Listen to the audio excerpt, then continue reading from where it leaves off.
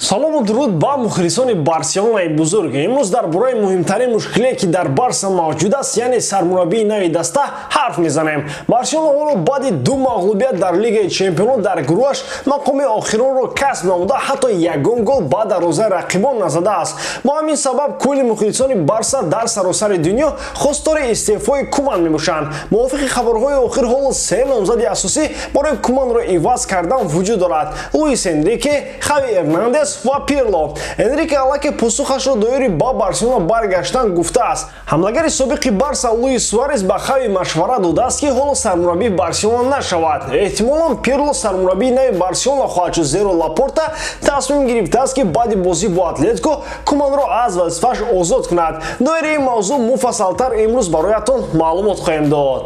Пеш аз сар кардан бояд хотиррасон кунем ки сарпарасти барномаҳои мо ширкати 1x мебошад. Бозиҳои аврупоӣ тамом шуд ва боз бармегардем ба топ 5 чемпионатҳои Аврупо. Ва барои шавқовартар кардани тамошоён ҳо метавонед аз 1x истифода кунед, зеро он ҷо коэффициентҳои баланд пешниҳод мегардад. Дар ояд регистратсия кунед ва истифодаи промокоди Барса тиҷиро фаромӯш насозед, зеро бо он дар аввалин пардохт то $100 бонус медиҳанд. Ссилкаи бозӣ дар комментарияи ин видео. Собиқ сармураббии Барселона ва ҳоло сармураббии мунтахаби Испания Луис Энрике баргаштанашро ба сафи блоггаринҳо дар ояндаи наздик рад кард. Ӯ гуфт ки ман боварӣ надорам президент Лапорта рақамҳои телефони маро дошта бошад. Ман шартнома дорам ва мунтахаби Испанияро тарк карданӣ нестам. Маҳз маро дар ин вазифа сазовор донистам ва ман қадри ин бовариро ба ҷо меорам.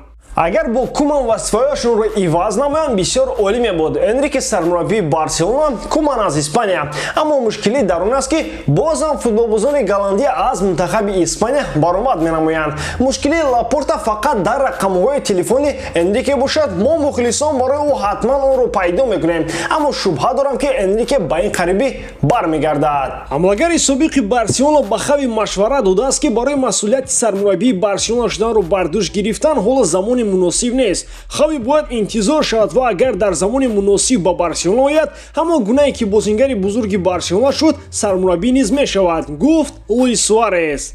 Фақат як чиз маро дар тааҷҷуб мегузорад. Тамоми футболбозону мураббиёну мутахассисон мегӯянд ки ҳоло замони муносиб барои омадани Хави нест, чаро ки ҳайати даста хуб несту Барселонаро вазъи иқтисодияш хеле бад аст. Бо Мессию, Неймару Суарес мубинер гаштан ба ҳазур сармураббии Барселона шуда метавонад. Магар ин як ангеза барои мураббии ҷавон нест ки аз ҳолати бад дастаро бароварда ба сатҳи пешниҳаш баргардонад. Вақте ки вазъи даста хуб шуду, дар ҳайати бозингарони Барселона ситораҳои футболи ҷаҳонӣ саф кашанд, ба мо дигар на Гвардиола, на Энрике, на Хави лозим мешаванд. Мураббиёни ҳозиразамон мисли духтарони ҳозиразамон гаштанд. Хурҷина ки пур диданд, дигар аз ту дида ба касе садоқатмандтар нестанд. Дар чунин авзо ки барои наҷот додани даста легендаҳои Барса ба кӯмак нашитобанд, садоқати онҳо ҳангоми миллиардҳо дар буҷа мавҷуд буда таоман лозим нест. Шумо чӣ мегӯед дӯстон? Тибқи хабари охирини нашрияи Марка, президенти Барса Жоан Лапорта аллакай қарор кардааст ки Куманро ҳатман ба истеъфо мефиристад, вале баъди бозӣ бо Атлетико. Лапорта ба хулоса омадааст ки пеш аз бозӣ бо Атлетико рондани Куман маъное надорад ва сармураббии нав бозингаронро бо Атлетикои пурқувват омода карда наметавонад. Замони аз ҳама муносиб баъди бозии Атлетико маҳсуб мешавад, зеро ҳангоми танаффус барои бозиҳои мунтахабҳо мураббии нав вақти кофӣ барои бо футболбозон аз наздик шинос шуданро соҳиб мегардад. Тибқи хабарҳо сармураббии нави даста Андре Пирло мебошад ки ба наздикӣ ин хабарро расман эълон мекунанд. Аввал ин ки рӯи Лапорта сиёҳ ба фикру мулоҳизаҳояш гӯё ки Куман ба дараҷаи олӣ Барселонаро дар бозӣ бо Атлетико омода карда метавонад. Худо нигаҳ дорад ки ин дафъа Френки де Йонг, Педри ва Бускетс муҳофизатгарони марказӣ нашаванду дарвозабон Люк де Йонг, Пике бо Терштеген ҳамлагар.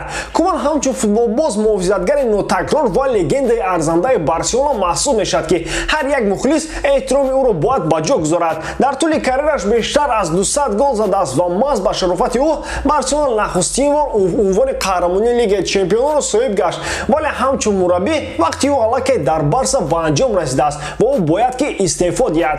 Кадом мураббие ки набошад барои натиҷа додан дар чунин даста на камтар аз 2 сол шарт мегузорад ва боз 2 соли дигар интизор мешавем ки кай Барселона ба сатҳи пешниҳаш бармегардад. Инҷо боз суол ба миён меояд ки оё бармегардад ё ин ки не. Айни ҳол мураббие лозим ки бо ҳамин шарту шароити футболбозони мавҷуда дастаро аз буҳрон наҷот диҳад. намояд. Мураббиёне ки барои пашаро куштан лапоткаву барои кулуха бардоштан кран талаб мекунанд дар кор нестанд. Айни ҳол сари ягон тоб мураббиро гол наҷуқидааст ки дастаро ба чунин аҳвол қабул намояд. Ба ҳар ҳол интизор мешавем хабарҳои охиринро ва мебинем ки боз чӣ чорае меандешанд барои беҳбудии Барселона. Аммо шумо дӯстон дар ҳамон ҳолат Барселонаро дӯст доред ва канали Барса тиҷиро дастгирӣ кунед. Дастгирии шумо пешравии мо. Бо шумо буд мисли ҳар вақта Муҳаммад Гаиров.